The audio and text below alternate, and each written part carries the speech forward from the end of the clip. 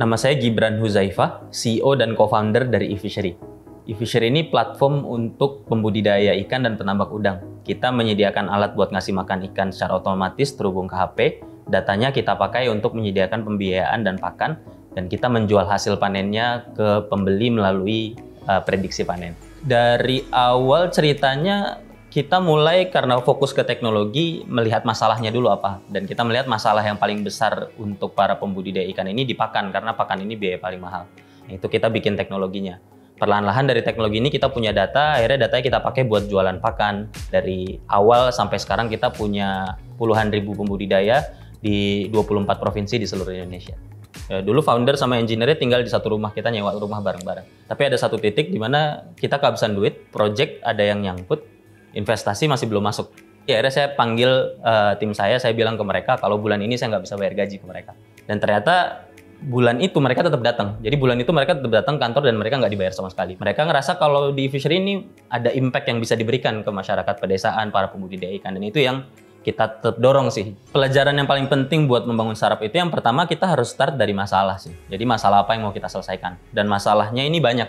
Contoh dari eFishery, masalah untuk para pembudidaya ikan gitu sama penambak udang yang orang-orang mungkin nggak kepikiran gitu. Tapi saat masalahnya ada dan kita bisa memberikan dampak, para pembudidayanya bisa lebih sejahtera karena kita, mereka akan beli dan akan banyak gitu yang jadi besar. Jadi pandemi ini terutama di awal-awal waktu lockdown itu sangat mempengaruhi sektor perikanannya sih, terutama para pembudidayanya. Pecel lele tutup, warteg-warteg tutup, kan lele akhirnya ikan-ikannya itu nggak banyak dibeli. Akhirnya para pembudidaya kesulitan buat menjual hasil panennya. Saat pembudidaya sulit ya kita pasti sulit bisnisnya karena kita jual pakan ke mereka dan jualan teknologi ke mereka. Cara kita tempuhnya sih di awal ya akhirnya kita mau nggak mau kita beli dulu ikannya, terus kita bekukan, baru kita bumbuin dan kita kasih brand.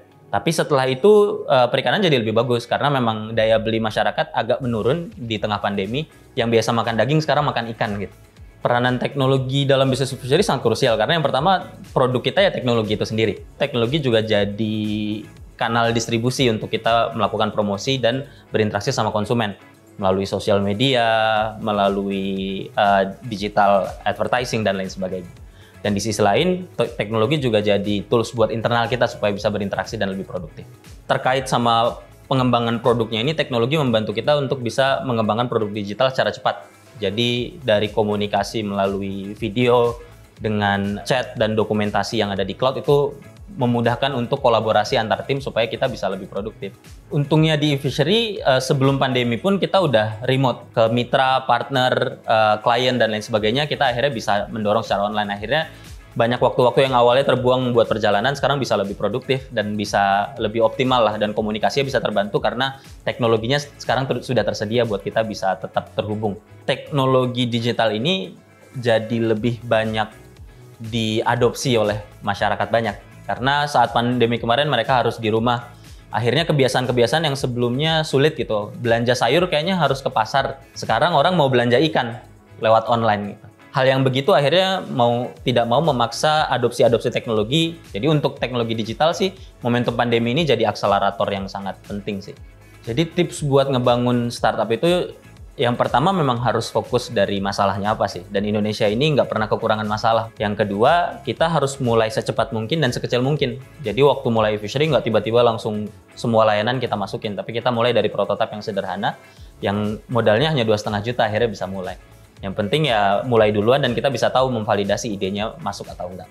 Dan yang ketiga ya terus-menerus inovasi supaya kita bisa memberikan value yang lebih besar untuk konsumen-konsumen kita. Karena ini saatnya solusi-solusi lokal bisa masuk ke level nasional supaya dampak dan skalanya bisa jauh lebih besar. Buat para inovator-inovator, entrepreneur yang ada di seluruh Indonesia, jangan ragu buat submit idenya di kompetisi lokal for. Karena ini saatnya startup lokal go nasional.